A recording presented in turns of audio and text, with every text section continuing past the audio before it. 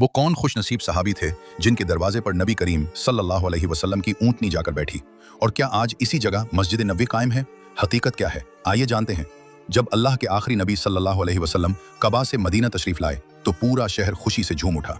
हर अंसारी सहाबी की यही ख्वाहिश थी कि हुजूर सल्लल्लाहु अलैहि वसल्लम उनके घर कयाम फरमाएं। लोग अदब से अर्ज करते, या रसूल अल्लाह सल्लल्लाहु अलैहि वसल्लम, हमारे घर तशरीफ लाइए, हमारे यहाँ कयाम फरमाइए। लेकिन प्यारे नबी सल्लल्लाहु अलैहि वसल्लम ने फरमाया, मेरी ऊँटनी को छोड़ दो, ये अल्लाह के हुक्म से जहाँ बैठेगी वही मेरा कयाम होगा। ये सुनकर सबकी नजरें इस बाबरकत ऊँटनी पर जम गई, दिलों की धड़कनें तेज हो गईं। ऊँटनी आहिस्ता आहिस्ता चलती रही, गलियों से गुजरी, लोग सांस रोके देखते रहे, फिर वो एक जगह जाकर बैठ गई। यही वो मुबारक मकाम था जहां आज अजीमुश्शान मस्जिद नबवी सल्लल्लाहु अलैहि वसल्लम कायम है। इस जगह के करीब एक निहायत खुशनसीब सहाबी हजरत अबू अयूब अंसारी रजी अल्लाह अन्हु का घर था। उन्होंने फौरन आगे बढ़कर हुजूर सल्लल्लाहु अलैहि वसल्लम का सामान उठाया और बड़ी मोहब्बत से अर्ज किया कि आप मेरे घर कयाम फरमाएं।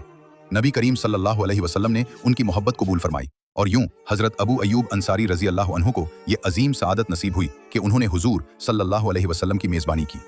तकरीबन 7 माह तक हुजूर सल्लल्लाहु अलैहि वसल्लम उनके घर मुबारक में कयाम पजीर रहे। ये वक्त मोहब्बत, अदब और बरकतों से भरा हुआ था।